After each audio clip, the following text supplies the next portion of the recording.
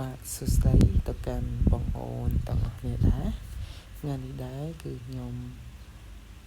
ធ្វើវីដេអូបង្ហាញពីរបៀបដូរលុយ Smart ដូរលុយ Smart ឲ្យបានមួយសប្តាហ៍ពេញដែលយើងប្រើប្រាស់បានមួយសប្តាហ៍គ្រាន់តែយើងបញ្ចូលកាតត្រឹមតែ1.50 សេនតែប៉ុណ្ណោះចឹងយើងអាច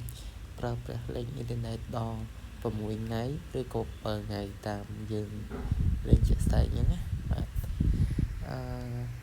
មុននឹងធ្វើការបង្ហាញកុំភ្លេចបងប្អូនជួយចុច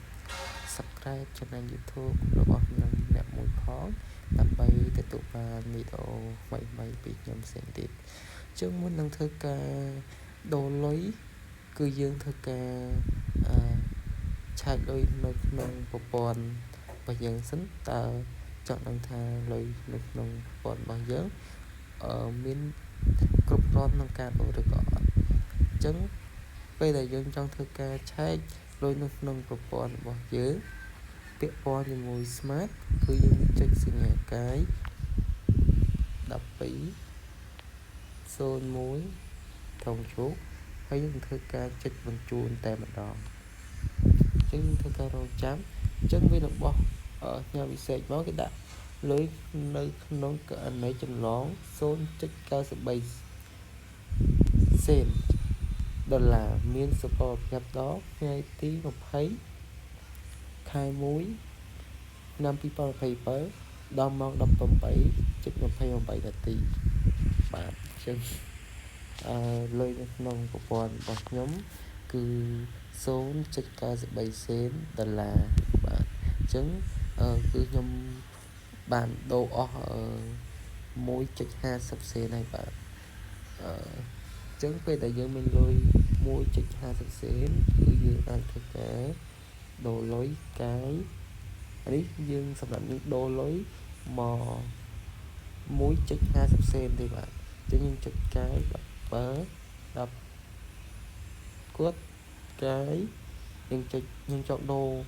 1.50 សេនយើងដាក់150បាទយើងចុច150មកហ្នឹងគឺ 1.50 សេនតែយើងដូរយើងចុចកាយលេខ1ត្រង់ជោគហើយយើងធ្វើការចុចបញ្ជូនអញ្ចឹងយើងចុចហ្នឹងវានឹងធ្វើការផ្ញើសារឲ្យយើងបញ្ជាក់ផ្ញើសារឲ្យយើងដើម្បីយើងចុចរង 1.50 បាទ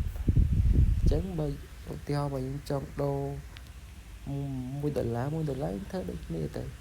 យើងចុចកាយ17 10គាត់កាយលេខ1កាយលេខ1ទៀតត្រង់ជោគយើងជិះធ្វើការចុចបញ្ជូនតែម្ដងនឹងសម្រាប់នៅការដូរលុយតែ$1ទេ